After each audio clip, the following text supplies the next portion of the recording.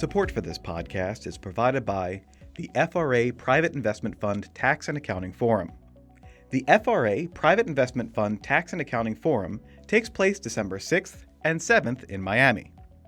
Stay ahead of the ever-changing financial landscape with expert insights on income sourcing, registered versus unregistered funds, and the future of state and local taxation. Ensure confident and compliant filing for your firm's success with the latest best practices to safeguard your funds from costly tax legislation misinterpretations. Join your peers at this one-of-a-kind comprehensive program that attracts tax and accounting firms, fund administrators, attorneys with fund clients, portfolio companies, and funds from around the country. To learn more about this Miami forum, visit fraconferences.com/PIF. That's fraconferences.com/PIF.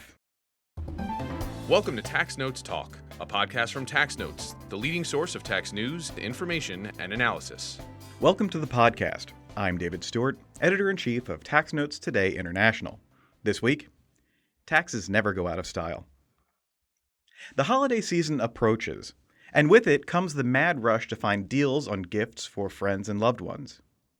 At the same time, there will be holiday parties and other year-end events that will send shoppers to find outfits that will let them look good without breaking the bank. Enter fast fashion. Today we're taking a look at the tax implications of fast fashion and why policymakers are starting to take notice of the industry. Here to talk more about this is Tax Notes contributing editor Nana Ama Sarfo. Ama, welcome back to the podcast. Thank you, Dave. It's really good to be back. And this is definitely something fun to talk about, at least leading up to the Black Friday retail frenzy and the holiday season, like you'd mentioned. Yeah, excellent. Now, why don't we start off with a sort of basic definition of what are we talking about when we talk about fast fashion? So, fast fashion is a multi-billion-dollar industry that basically enables millennials and Gen Z to buy a completely new wardrobe every season, throw it out after a few wears, and then start all over again the next season. And it's kind of democratized the idea of luxury because as soon as a high fashion house releases a collection, there's a fast fashion brand sewing knockoffs as soon as the models walk off the runway. So it allows people to participate in luxury trends for cheap. Although in those cases, no one is really fooled because the knockoffs generally aren't too great. But if you want a more academic answer, fast fashion is a segment of the retail industry that mass produces huge volumes of clothing at a really rapid speed and then sells them very cheaply. And it runs the gamut from ultra low priced retailers like Shein and Fashion Nova and Temu to ones that are a bit higher priced like Zara and H&M. And they are everywhere, both online and in brick and mortar form, and they're making a killing. They have an iron grip on the fashion industry. Some of the world's top fashion retailers are fast fashion companies like the H&M Group or Inditex, which is the parent company of Zara. And right now, it's estimated that the global fast fashion industry is worth something like $100 billion. So many people are shopping there, and it's been the case for years. So what sort of concerns does this new world of fast fashion and the fast turnover of wardrobes, what sort of concerns do they raise?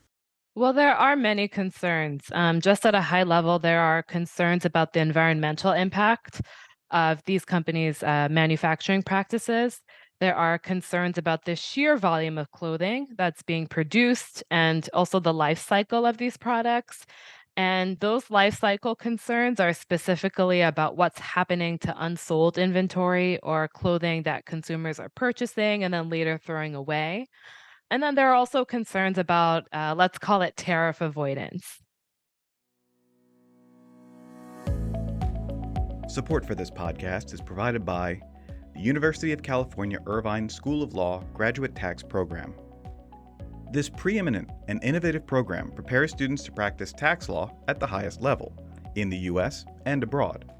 Featuring a low student-to-faculty ratio, cutting-edge technology instruction, and dedicated career support, UCI's graduate tax program helps prepare students for a future in tax law. Program graduates are placed in top tax-related industries, practicing law in many major U.S. cities. Applications are open now.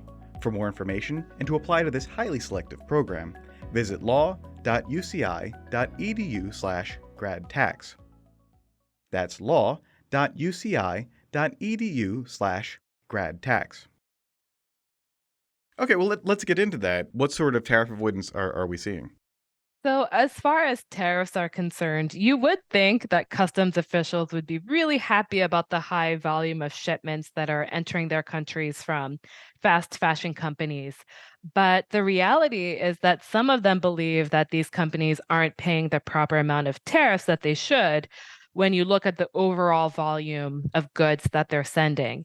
And that's because some of these vendors are shipping their packages directly to the consumer. They're not doing it in bulk amounts to then be broken down and distributed once the bulk shipment reaches the target country. And since they're selling really low cost items, that impacts the tariff amounts that can be collected. So in South Africa, the Department of Trade, Industry, and Competition announced in March that it was investigating Shein. And this was reported by the Wall Street Journal. Now, I don't believe we have details of that investigation or findings yet, but the background is that South African officials reportedly say that the company is paying half or even a quarter of the proper tariff rate by shipping its clothing in smaller packages. And then there's also some scrutiny in the United States.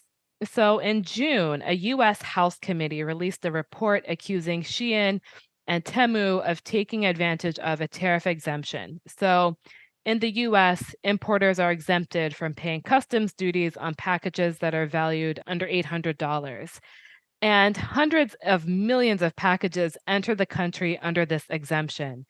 And the House committee said that about 30% of those packages come from Shein and Temu. And they also said that the packages are being sent as direct to consumer shipments and not bulk shipments. So, because of this, they're usually worth far less than $800 and they can enter the country duty free.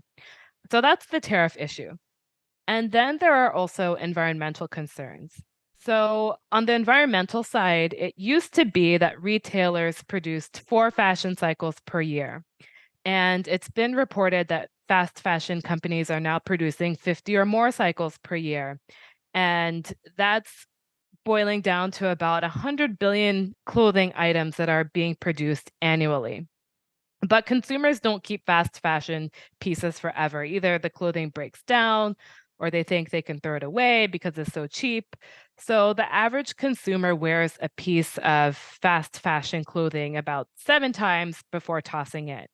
And on a larger scale, it's estimated that about 50 billion garments are discarded within a year of being made, and they have to wind up somewhere. In the US, particularly, it's been reported that 85% of discarded clothes are sent to landfills or incinerated. And then also looking at this from a production lens, the emissions and water pollution effects are high.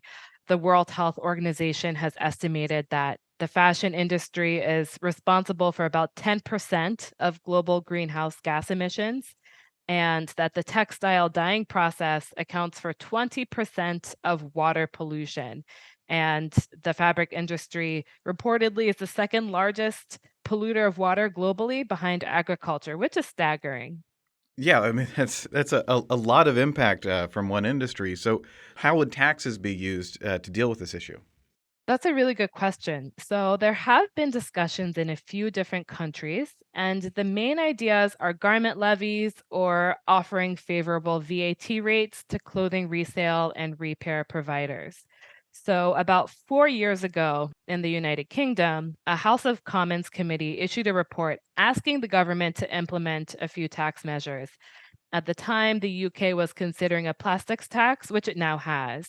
And the committee at that time said that the proposed tax should apply to clothing items with less than 50% recycled PET. The committee also said that the UK should reduce VAT on clothing repair services, which is something that Sweden currently does. And they also requested that the government impose a clothing levy. The government declined to do any of that, but some lawmakers have recently revisited those ideas, and the Liberal Democrat Party released a policy motion in September, and they asked for the same sorts of measures. Now, for them, as far as a levy is concerned, they would want to see a 1 pence per garment levy on new garments that are produced for sale in the UK market. And they would like to see those proceeds earmarked for improving and developing clothing recycling facilities and clothing collection. And then in Australia, right now, there's a voluntary garment levy that companies can agree to pay. And it was created by the Australian Fashion Council. It's a 4 cent per item levy on domestically manufactured clothing and also imported clothing. That being said, there are news reports that clothing manufacturers have been reluctant to sign on to this voluntary levy. And the country's environmental minister reportedly is not happy about this. So the Australian Broadcasting Corporation reported that she had told clothing manufacturers that they have 1 year to sign on to this voluntary levy before the Australian government decides to impose its own regulations. And I mean, we're talking a pretty significant amount of money here. This 4 cent per item levy could raise an estimated 36 million Australian dollars per year. Support for this podcast is provided by the Tax Attorney Recruiting Event. Are you looking to hire talented tax attorneys for your practice? Look no further than the Tax Attorney Recruiting Event, or TARE, one of the largest tax attorney recruiting events in the country, which will be held virtually on Thursday, February 22nd, 2024. This event will bring more than 150 graduate students from top-ranked tax LLM programs at the University of California Irvine School of Law, Boston University School of Law, the University of Florida Levin College of Law, and Northwestern Pritzker School of Law, allowing them to interview for positions with tax employers. Through TARE, employers will have the opportunity to pre-screen applications and select candidates with whom they wish to interview. Employers who wish to participate in TARE should visit the-tare.com. That's the-tare.com. And then in the European Union, the European Commission has an EU strategy for sustainable and circular textiles. And there, it's encouraging EU member states to devise their own tax measures to promote clothing reuse and repair. But the initiative is new, and it remains to be seen how individual countries will respond to that call. And then also along similar lines, Sweden had thought about introducing a chemical excise tax on clothing and footwear a few years ago. Fast fashion wasn't specifically mentioned within that proposal, but it's certainly something that would have touched that industry.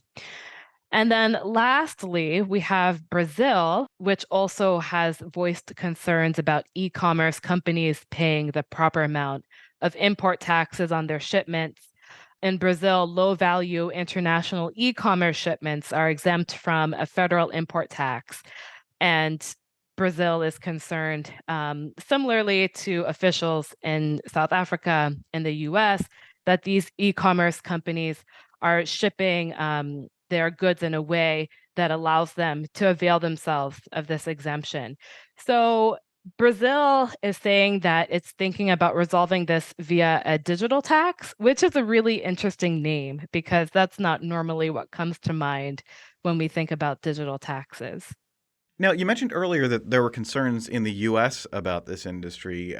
Do any of these solutions seem like something that could be adopted here, or is there some other measure that could be adopted?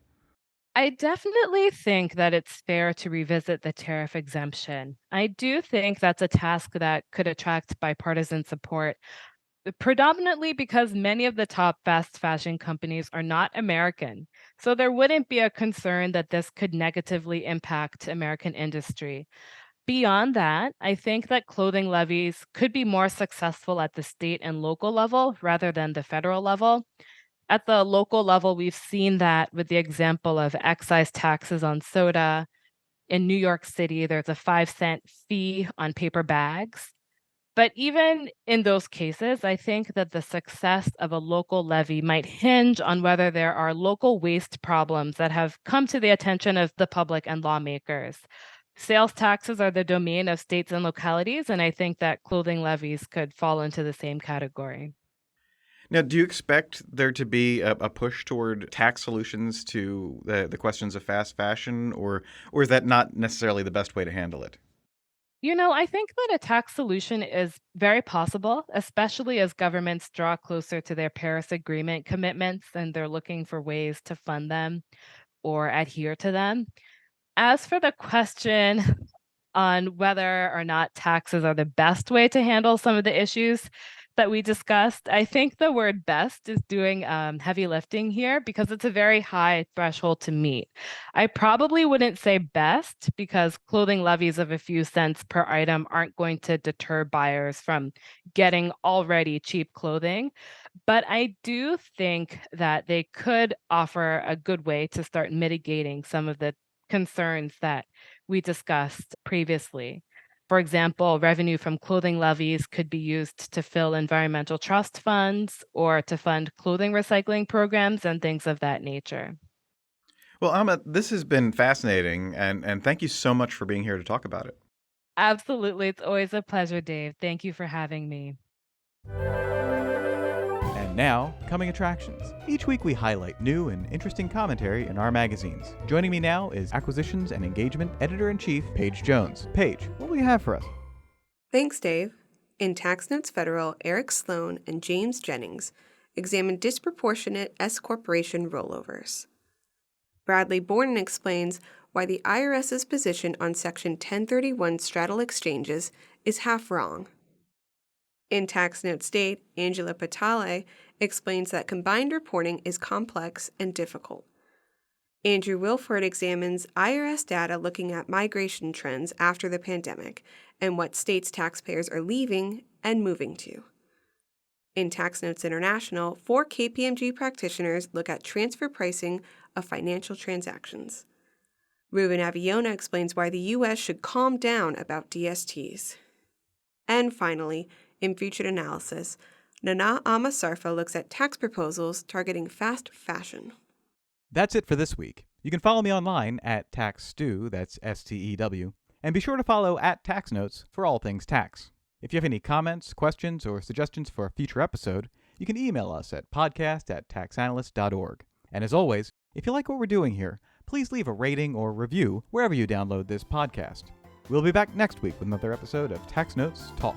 Tax Notes Talk is a production of Tax Notes. You can learn more about us by visiting www.taxnotes.com/podcast. When major media wants the straight story, they turn to Tax Notes. Thank you for listening, and join us again for another edition of Tax Notes Talk. Want more like this? Subscribe for more tax videos. Special thanks to our executive producers Jasper Smith and Paige Jones, showrunner and audio engineer Jordan Parrish, and audio engineer Peyton Rhodes.